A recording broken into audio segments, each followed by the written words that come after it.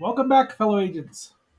It is I, your amazing Agent of Awesome, and the host of Zenorama, the podcast of Journals and Monsters, not to mention the magazine, the Journal of Heroes and Monsters, if you want a physical copy. They're available on Amazon. And small plug, but it's I, X7. Today we're going to be talking about the wonderfully odd movie Atomic Rulers of the World.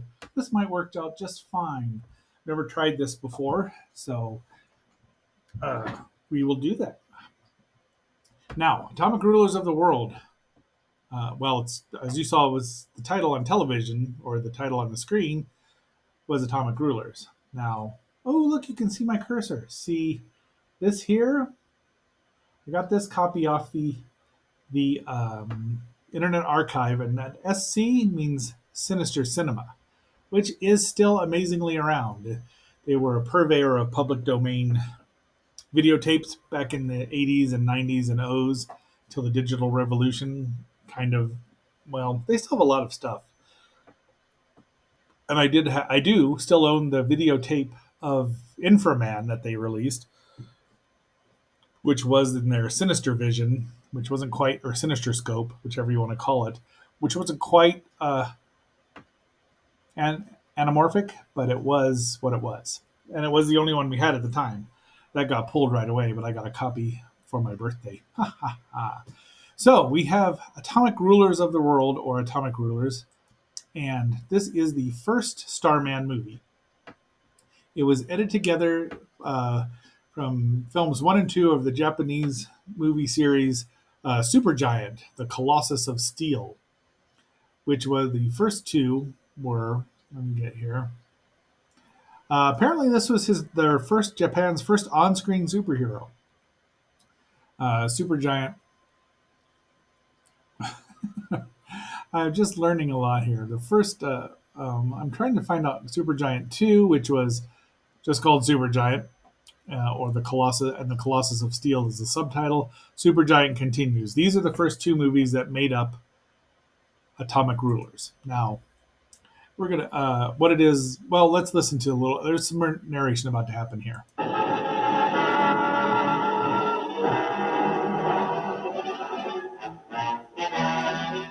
Nuclear testing continues slowly to contaminate Earth's atmosphere with the multiple dangers of radiation. This is of grave concern to all the people of Earth. Much of this deadly radiation is escaping Earth's atmosphere and poisoning the distant reaches of outer space. So, we've got this setup. The setup is about to happen here. We're going to the Emerald Planet somewhere. I don't even remember if it says where it is. Let me look over here again on Wikipedia, which has got scant information. Nope, nothing at all. There are 4 movies in these. He's called Starman in the U.S. dub, which was dubbed by Tetra, so you'll hear a lot of familiar voices. The movies were made between 1957 and 1959. They're a lot of energy. Their special effects are interesting, and they're shot very interestingly. It was directed by Teruo Ishii, Akira Mitsuha, and Koriyoshi Akasaka. Because there's 3. Well, that's all of the series, but this was released.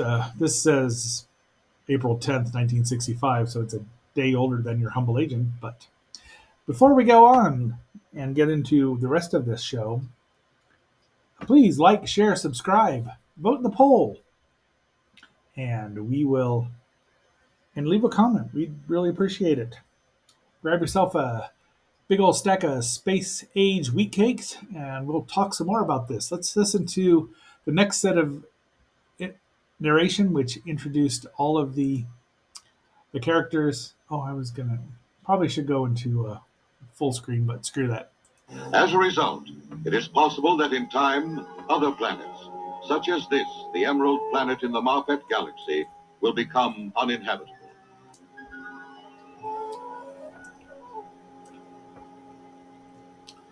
The High Council of the Emerald Planet is now deciding what must be done. Look at this amazing assortment of aliens. And none of them are human looking. We don't know what they are. They look like chess pieces, they look like robots. It's amazing. I would not be surprised to see the Pyrans on here from Warning from Space, a 1956 movie from Dai, maybe. But they could be there. This is iconic.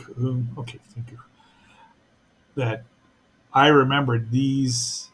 Okay, so we'll talk about that here in a moment. But let's hear a little more narration.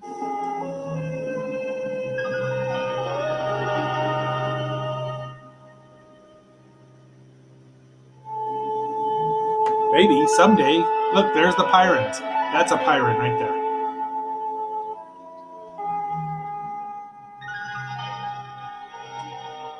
I mean, this is a council. You can tell they're all seated. Well, some of them are, and who knows what these others are. Well, those got to be. Though they are fierce fighters when it comes to defending and protecting their way of life, the Emerald Men are basically creatures of peace. But now, once again, their very existence is threatened by the madness of certain human beings of the planet Earth.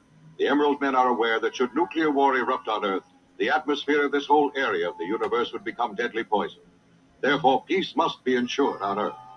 But now an aggressive nation, that of Mongolia, plans to take over the world through the use of hidden atomic weapons, which they're smuggling into every country on the globe. The Mongolians must be stopped. There is only one way the Emerald Men may be able to achieve this. Those damn Mongolians. The scientists of the Emerald Planet have invented one of the most ingenious mechanisms the universe has ever seen. Called a globe meter, it is carried on the wrist. It enables its wearer to do three things: to fly through space, to detect radioactivity, and to speak and understand every language on the planet Earth. Finally, this great forum of the Emerald hierarchy reaches a decision. In order to save Earth from the attacks of the Megolians, they must once more present the globe meter to one of their fellow creatures and send him to Earth. He is the creature made of the strongest steel. As he flies toward Earth, Starman's globe meter warns him of the proximity of some kind of deadly nuclear device. Okay, so there's Starman. Now let's give a little background here. Starman there is Ken Utsui, who was not thrilled to be cast as a superhero, but as Japan's first celluloid superhero. But he made do. He did what he was told. He was a good actor and professional, so he did it. I'm not going to go into what the directors and producers demanded of him and what he wore because you can look that up if you want to. But he was a serious actor and wanted to be known as a serious actor. He didn't think he had thought this was probably a one-off or two because I think each short movie was 40. The Japan versions, the Japanese versions were 45 minutes or so long. So when they brought over to the US, this is, as you can see in the corner there, because I didn't full screen it, it's 75 minutes. It's all right. It moves along in a hurry. So I had no idea when my brother and I were much younger here in Fossil Bed and watching the movie on Channel 8 movie or early movie, as the case may be, on Channel 2. My memory is it said Atomic Rulers of the World because that's all I ever knew it by. I was very young and didn't remember that it only came up as Atomic Rulers. But we had no idea what it probably, the blurb in the TV guide probably said that it was science fiction or something like that. So that was enough to get us. We didn't know what it was. We had seen several serials, Zombies of the Stratosphere, and the one that were with Ray Crash Corrigan where he goes underwater, the Undersea Kingdom, which we really enjoyed because they're action packed and they were 20 minutes long, more or less. We didn't get to see all the chapters, but we had no idea that this version here of this movie we were about to see was similar, was built in that same sort of mold. But suddenly we're watching this, and right away you see that council of aliens, and then there's a superhero who's got the globe meter. Interesting fact: your humble agent used to write for G-Fan magazine, and would if I had enough time between the podcast and actual work, which if I told you about it, I'd have to quit doing the podcast. So let's just keep that on the down low. And of course, the magazine. So, I really miss writing for it because I got free copies of GFan. But that was what my column was called, was the Globe Meter. I thought that was pretty darn clever. So we had no idea. It was a great movie. We had great fun watching it because this is a superhero, and as you'll see, he just beat the crap out of everybody. Now, he is like, obviously he was influenced by the George Reeves Superman, which was a huge success in Japan. But they wanted to give Japanese kids a Japanese hero, and they did very well. He made 9 movies. We'll discuss that once we get into the other 3 movies, which I never saw as a kid. So this is the one I saw first, and I think I saw it once, or I think I saw it at least twice on Channel 2. But it's you'll see that obviously the special effects here. We'll just let them move here while we see it.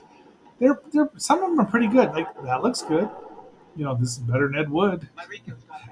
I'm damning it with faint praise. Damning it with faint praise. But I love Plan 9, which definitely I got to review. And he's flying ish, and that's a miniature. That's a miniature, but it looks good. Not horrible. We're gonna skip ahead a bit. Okay, let me skip back a How bit. shall I say it, like a creature that's from another planet? All right. Um, he's got to Earth. That's his human form. Do I? I was created on another planet. I was sent here to save all the gentle people of this great Earth. Nobody believes him. That's the bad guy. One of the bad guys there. This Mongolian Empire is run by, well, who knows where they're supposed to be. So there's our hero. That's what Ken looks like. He's a good-looking guy. This guy's obviously got a hat that's way too big for him. It's a very ill-fitting suit. I'm sure that he was an expat or he was somebody over there. They used a lot of people, a lot of Caucasian actors and foreign actors in their movies because it gave it an international flavor. Now, Walter Manley, who we discussed earlier on the Green Slime, brought all 4 of these movies over. Plus, oh, look at that! You can still see the plus Space Chief and Prince, the Planet Prince. They did that in Invasion of the Neptune Men and Space Greyhound. That's not what the original is called, and I'm sorry I don't remember it. We'll get to those as well. I saw Space Chief, the Invasion of the Neptune Men. Yes, that's what it was. So we got that going on, and this is, he wants this case. Now, I want you to give me what you're carrying.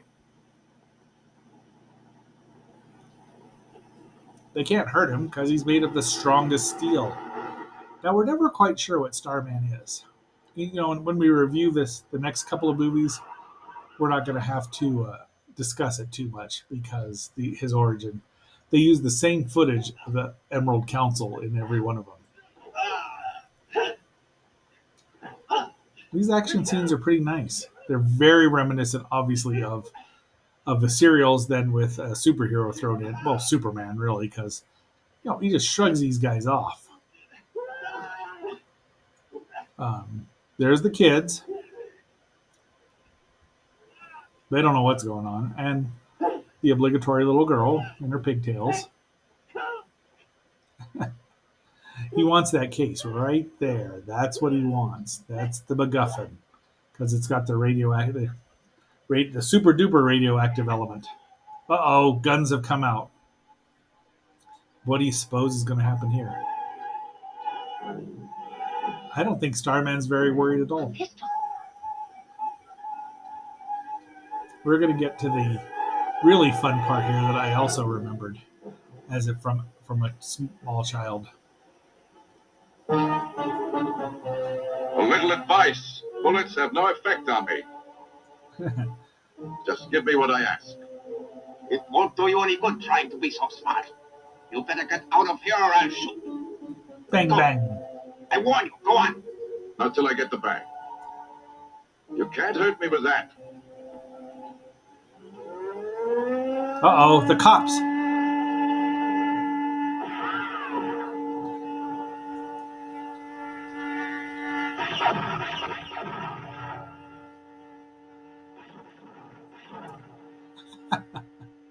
That's got to be startling.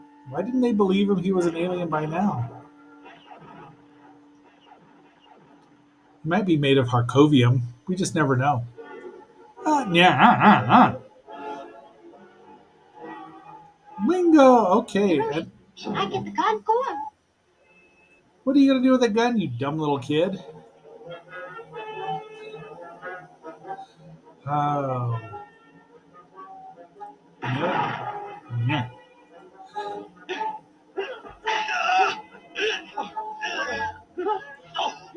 So the kid is the MacGuffin there again. To your sister.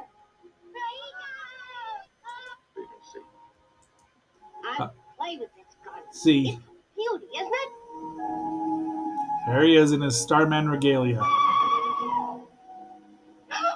Now most of the music He was was in that added. fight. Here you are. We didn't really mean to steal it. I believe you. You mustn't be afraid. You will learn that I am a friend of all children. Oh, then you're not a gangster? Hey, he's Gamera, who was about to be unleashed That upon the briefcase U.S. you in bring a year. I'm also seeking a gun. Why not let me keep the gun? It's too dangerous for you. And here's the case. So these are all orphans, Coming. and obviously a Catholic Coming, Sister orphanage. Toshiko. And she's a little Is there concerned. anything wrong, sir?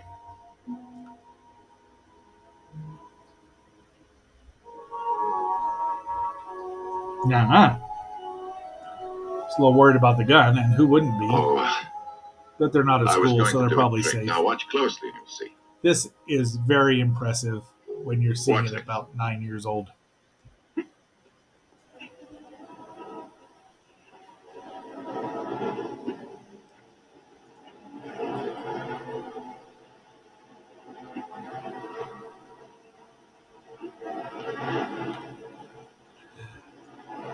He's really struggling, isn't he?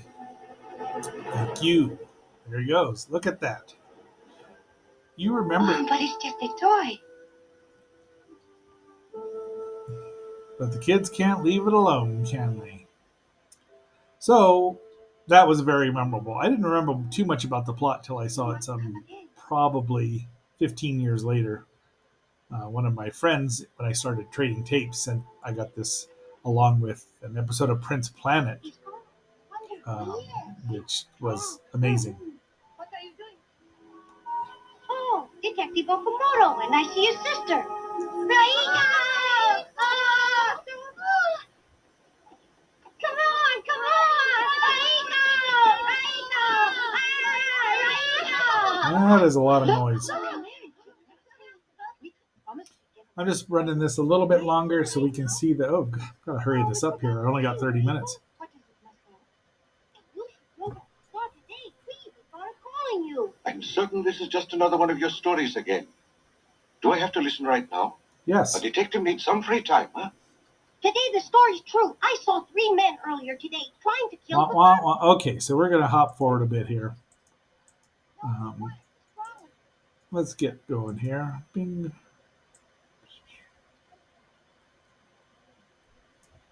Let's get this far. Oh, there's our villain looking for the kids. Guess who he finds? Oh, this kid hid from him, and now he's. This is the kid with the briefcase, which is what he's known as. And down he goes. He's not a very bright kid. He gets captured about 4 or 5 times. Yeah. So let's skip a little further ahead here.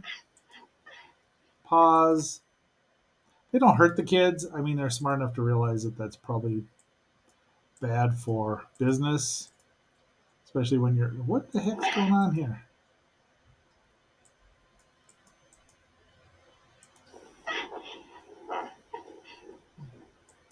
There we go. Same kids. We're 52. Oh, you can't see how far we are. Here we go. At last we have the device. Without this, we couldn't arm the nuclear weapons, and our conquest of Earth would have failed, huh? It must be completed by 11 tonight. Yes. Most of the Japanese So that was what was in the briefcase. And here we are. You know that the bomb is harmless without this device. These are our two villains, the main villains, Headquarters just sent a very urgent message. and of course Starman with the They said kids. they were attacked by Starman. Starman across the universe.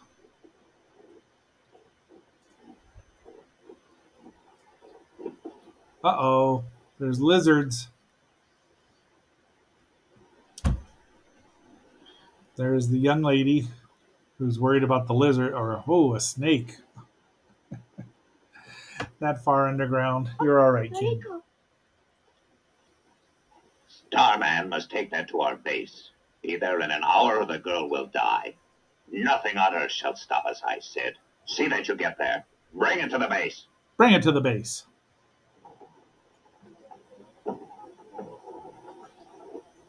So those are the bad guys. And now Starman goes because he's a good guy. The base looks pretty cool for the amount of money. Oh, she's going to get her head chopped off. And she's got her martial spirit is going on there, but she's sweating a little bit.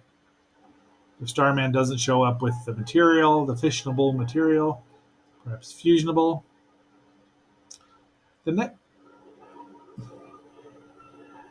it kind of looks like a really big show. Ed Sullivan, there he goes. They did have him fly around in the dark a lot to hide some of the. And so he kept his word. He's not afraid at all, even in that I have outfit. brought it as you demanded. I mean, this is 1956, Excellent. 57 All right, maybe. show it to me. So you gotta. I mean, the suit's pretty. It's a decent suit. You know, he's got some padding, but not for his muscles. Once again, look it up. So they let her go too, but really, we know. Yep, it was a trap. Wah ha ha. Ha ha ha! Now we're leaving in a ship that not even the Navy can catch. You'll stay here. In exactly 60 seconds, you'll die in an explosion. Starman, you should never have interfered with us. But you did. It's a shame. Because you'll die. I'm going to throw this nuclear bomb in there with you. A nuclear bomb.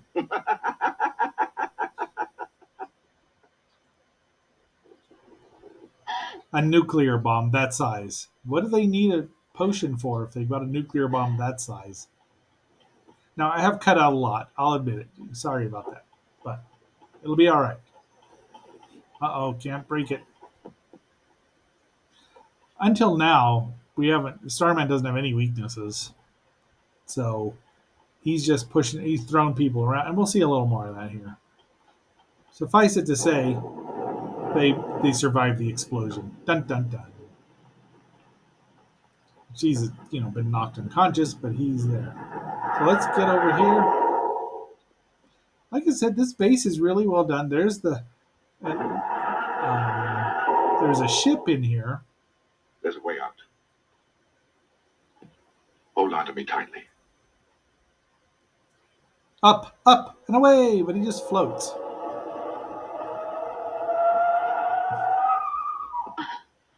Wait here a while. Most of the effects have been added, the sound effects like that, and most of the music was changed from the original. There he is, and look at all these people. They all just race around. I mean, the only thing that's really missing here is the Biff Bam Pow from the Batman show. And of course, it's in black and white. But I loved it. I didn't care about watching movies in black and white.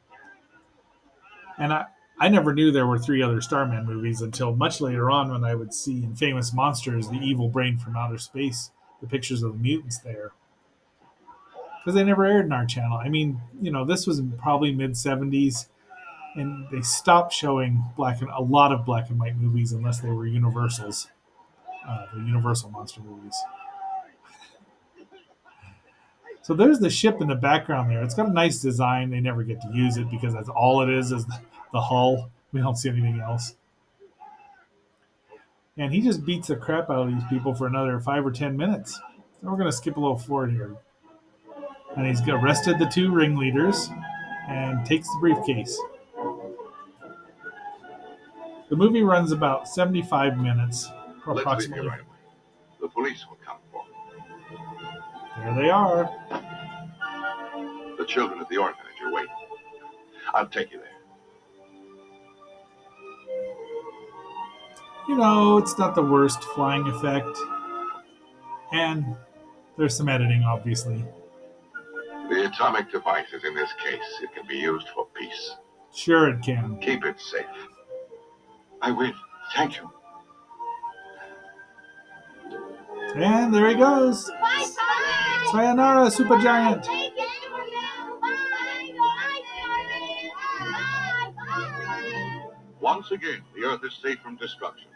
And the man from the Emerald Planet can go home at last to report that his job is done and that there will be peace throughout the universe. So, agents, that is our movie for today. This has been an experiment with using actual public domain footage. And this is your humble agent. Until next time, I'm signing off.